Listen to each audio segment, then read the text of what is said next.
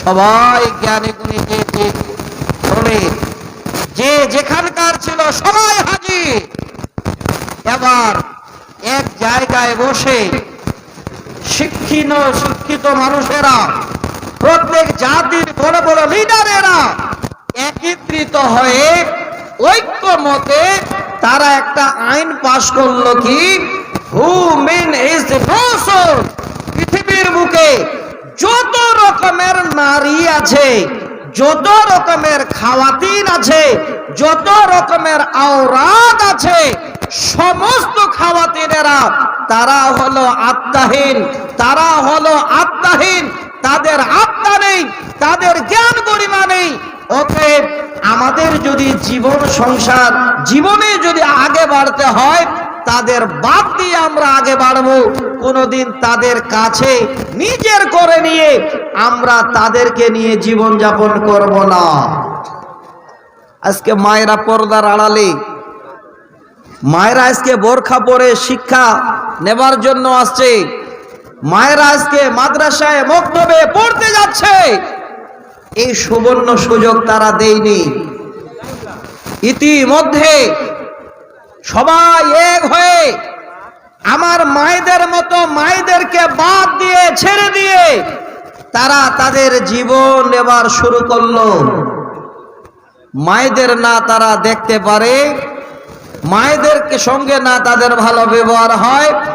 এমন ইতিহাস আছে কোরআন হাদিসে, আমার মায়েরা যদি ঋতুবতী হয়েছে বাড়ি থেকে তাদের বের করে রেখেছে, যতক্ষণ পর্যন্ত পাক না হয়েছে ততক্ষণ পর্যন্ত বাড়িতেও ঢুকতে দেয়নি। এত বড় জ্ঞানহীন ছিল তারা। এবার সেই সমস্ত জাতির লোকেরা এক বাক্যে বসে এবার কনফারেন্সে আলোচনা, এই রকমের ওয়াজ আর নসিহত শুরু করেছে। কে কে ওয়াজ করবে? একজন বড় পাদ্রীকে ডেকেছে ইহুদির, একজন বড় শিক্ষিত মাওলানাকে ডেকেছে রোম সাম্রাজ্যের, আর একজন বিশাল নামি দামি শিক্ষিত লোককে ডেকেছে গ্রিক সমাজের। ইহুদি সম্প্রদায়ের পাদ্রী, যাকে আলেম বলি আমরা, এসে ভাষণ দেওয়ার আগে বলছে, ওর জন্য সাধারণ, ওরে শিক্ষিত লোকেরা, পৃথিবীর বুকে যত রকমের নারী আছে, খাওয়াতিন আছে, তাদের থেকে সাবধান। তারা হলো সমস্ত পুরুষের জন্য প্রতারক। কেমন তারা এক জায়গায় শিক্ষা নিয়ে আলোচনা করেন। আবার তারপরে রোম সাম্রাজ্যের জ্ঞানী ব্যক্তি দাঁড়িয়ে এবার বলতে লাগলো, হে শিক্ষিত জনেরা, শিক্ষিত লোকেরা, পৃথিবীর বুকে যত রকমের খাওয়াতিন আছে, তাদের কাছ থেকে বেঁচে থাকো। তারা হলো দুনিয়ার বুকে শয়তানের মায়াজাল। আবার তৃতীয় নম্বরে গ্রিক সমাজের বিশাল বড় পণ্ডিত, যার নাম হলো সক্রেটিস, সেবার দাঁড়িয়ে মাইকে ভাষণ দিচ্ছে, হে জ্ঞানী গুণী লোকজন, শিক্ষিত লোকজন, এই দুনিয়ার বুকে যত রকমের বড় বড় ধ্বংস লীলা, যত রকমের খারাপি, যত রকমের অন্যায়, সবগুলো সংগঠিত হয় খাওয়াতিনের দ্বারাই। অতএব তোমরা সবাই সেই খাওয়াতিনের কাছ থেকে দূরে সরে থাকো, তাদের কোনো রকমের সম্মানজনক কথাটাও বলো না। তাদের শিক্ষা কেমন ছিল? তারা কেমন শিক্ষিত ব্যক্তি ছিল? নিজেরাই নিজের মধ্যে যেন শিক্ষিত পরিচয় দিয়ে জীবন যাপন করতে শুরু করলো। কিন্তু আল্লাহর কোরআন সারা পৃথিবীর মানুষের জন্য এসেছে। এই কোরআন শুধু কোন রকমের কাউকে বাদ দিয়ে শিক্ষার কথা বলে নাই। হ্যাঁ দিনী বন্ধু, আল্লাহর তরফ থেকে যেন এসেছে, এই ইসলাম ধর্মের ভিতরে যেন কোরআন এসেছে, আয়াত আল্লাহ পাঠিয়েছেন। ওরে আমার বান্দা বান্দিরা, তোমরা সকলে সমানভাবে আমার দিনের ভিতরে যেন এক অপরের সাথে বন্ধু। ছেলেদের ছাড়া মেয়েদের জীবন যেন বেকার, মেয়েদের ছাড়া ছেলেদের জীবন বেকার। আমার আল্লাহ এবার তিনার তরফ থেকে আল্লাহ কোরআনে যেন সে বার্তা দিয়েছে। আল্লাহ জানিয়ে দিলেন, ওয়াল মুমিনুনা ওয়াল মুমিনাতু বা'দুহুম আউলিয়াউ বা'দিন। মুমিন পুরুষ এবং মুমিনা নারী তারা এক অপরের বন্ধু, এক অপরের সহায়ক। এমন একটা বাক্য যে আমার মায়েরাও যেন এখান থেকে কেউ পার করল না, কেউ এদিক ওদিক গেল না। সমস্ত মুমিন আল্লাহর বান্দারা এবং আল্লাহর বান্দারা এই দুনিয়ার বুকে এক জায়গায় ইসলাম নামক ধর্ম যেন তাদের পরিচয় দিয়ে দিল।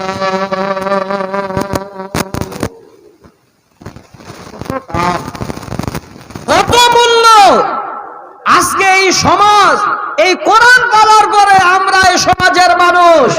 দেখেন, আজকে যদি আমার মায়েরা বোনেরা শিক্ষিত না হতো, জাতির এত বড় উন্নতি হতো না।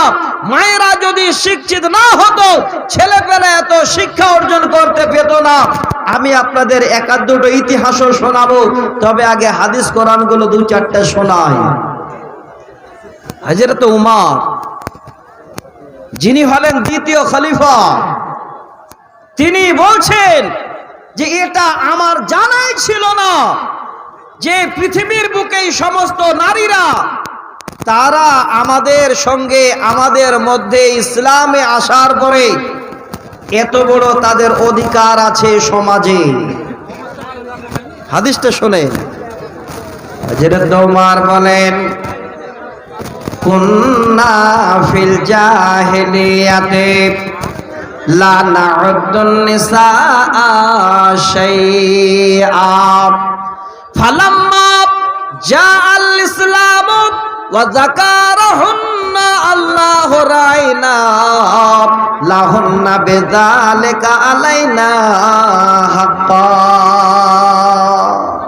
হযরত ওমর বলেন, জাহেলিয়াতের জামানায় পৃথিবীর বুকে মেয়েরা এত বড় যে তারা সমাজের কাছ থেকে দূরে সরে থাকতো, এটা আমরা কোনোদিন, হযরত ওমর বলেন, আমরা গন্তি করে ধরে নাই।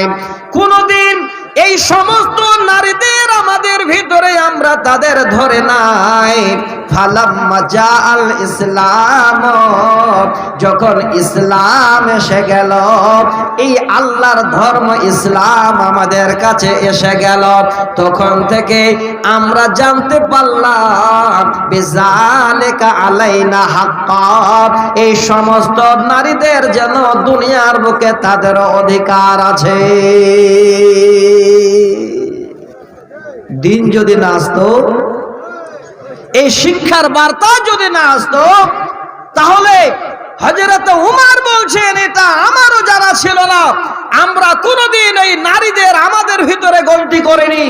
ইসলাম আসার পরে জানতে পারলাম যে এই নারীদের, এই খাওয়াতিনদেরও আমাদের ভিতরে তাদের হক আছে।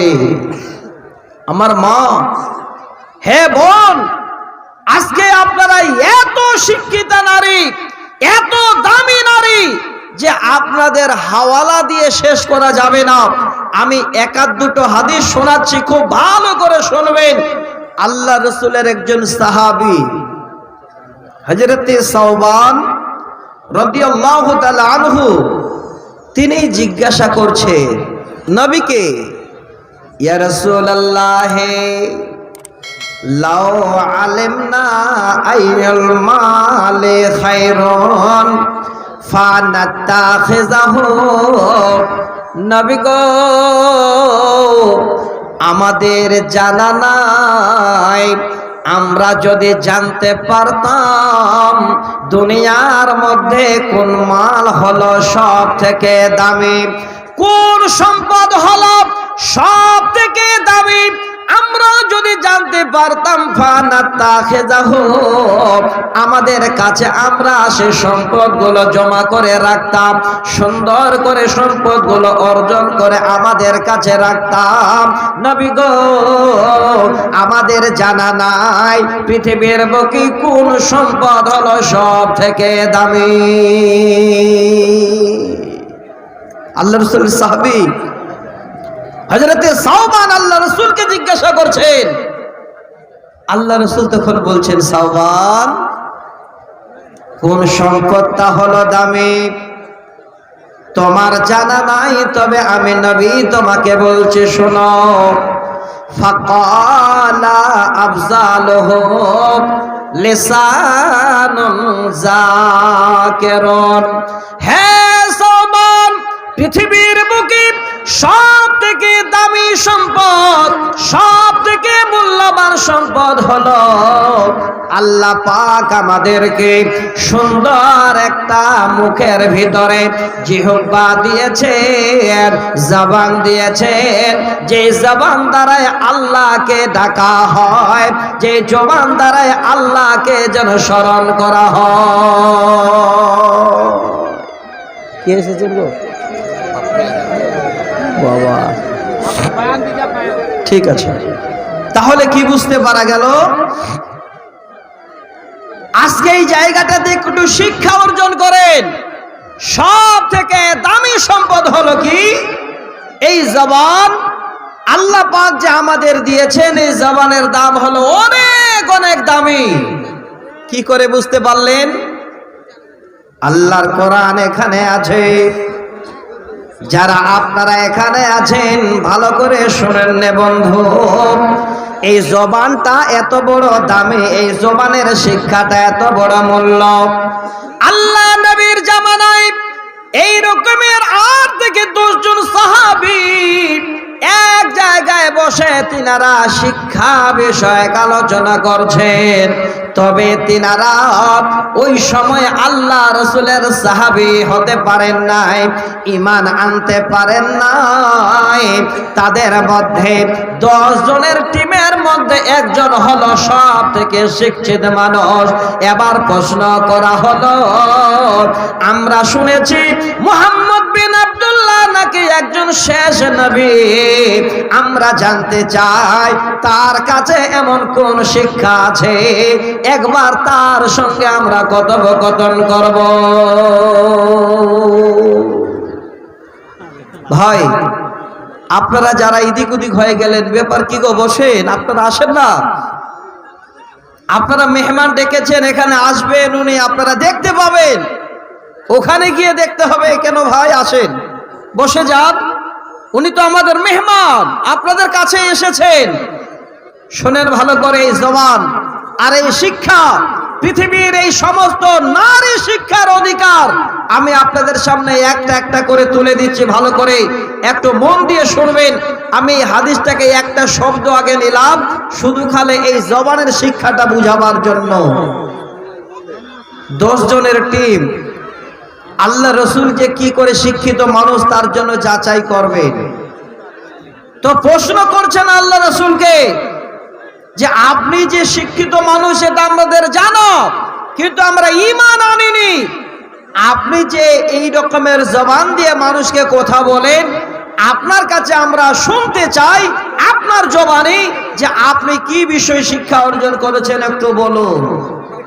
আল্লাহ রসুল সেদিন সমস্ত লোকজনদের সামনে এই জবানটা হিলিয়ে কি বলেছিলেন?